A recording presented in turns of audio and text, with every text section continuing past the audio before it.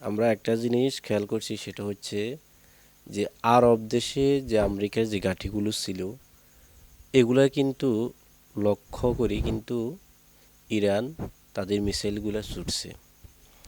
তারাও কিন্তু এই জিনিসটাই বলছে যে আমাদেরকে যদি কোনো রকম যদি আক্রমণ করা হয়, তাহলে আমরা ইসরায়েল এবং মিডল ইস্টের যে আমেরিকার ঘাঁটি যেগুলো রয়েছে, এগুলা কিন্তু আমরা উড়িয়ে দিব, এগুলোর উপর আমরা হামলা করব।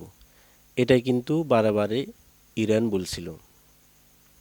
এখন আয়াতুল্লাহ খামেনি যখন মারা গেছে, তখন তারা তো এবার নিরুপায়ে কিন্তু তারা তাদের যে কথাগুলো বলছিল, তারা কিন্তু সেই জিনিসটা করতেছে। যে সৌদি বলেন, আরব আমিরাত বলেন, দুবাই বলেন, কাতার বলেন, বাহরাইন বলেন, যেগুলো বলেন, এগুলা থেকে আমেরিকার যে ঘাঁটিগুলো আছে, এই ঘাঁটিগুলোর উপরে কিন্তু তারা মিসাইল ছুটছে, মিসাইল মারতেছে। এবং ইরানের মূল উদ্দেশ্য হলো যে ওদেরকে আমরা এখান থেকে উৎখাত করব, ওদেরকে আমরা ওই দেশে, তাদের দেশে আমরা ফাটাই দিব। তো তারাও কি করছে, যেহেতু তারা পারবে না, তারা কিন্তু আমরা দেখতেছি অলরেডি তারা চলেই যাইতেছে। এখন মজার যে জিনিসটা সেটা হচ্ছে, আমাদের আরব দেশের যে শাইখ যারা রয়েছে, তাদের তো কোনো কাজকর্ম নাই। তারা কি করব, তাদের একমাত্র কাজ হলো তেল বিক্রি করে আরামাইশভাবে চলা।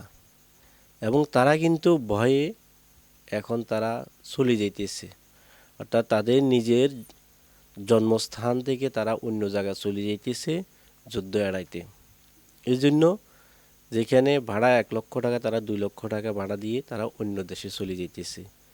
বিমানবন্দরগুলোতে অনেক হিট হিট তারা চলে যাওয়া নিয়ে তারা ভয় পেয়ে কিন্তু চলে যাইতেছে।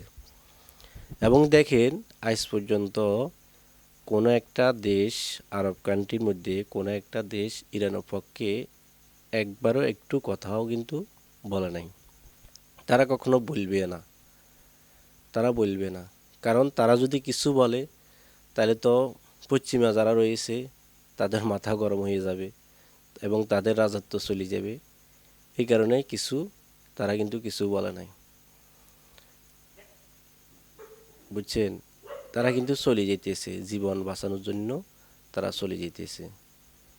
আমরা যে জিনিসটা করব সেটা হচ্ছে, দেখেন, এই যুদ্ধ বিদ্রোহ এগুলা করি, মানুষ যে মৃত্যুবরণ করতেছে, এগুলো করে কোন লাভ?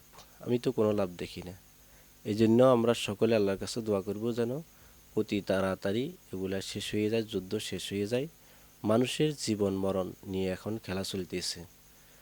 একটা দেশ থেকে দুইটা দেশ, দুইটা দেশ থেকে তিনটা দেশ, এভাবে কিন্তু চলতেছে, এভাবে আরও চলবে। তো অতি সন্নিকটে যেন এই যুদ্ধটা থেমে যায়, এটার জন্য আমরা সকলে দোয়া করব। আসসালামু আলাইকুম ওয়া রাহমাতুল্লাহি ওয়া বারাকাতুহু।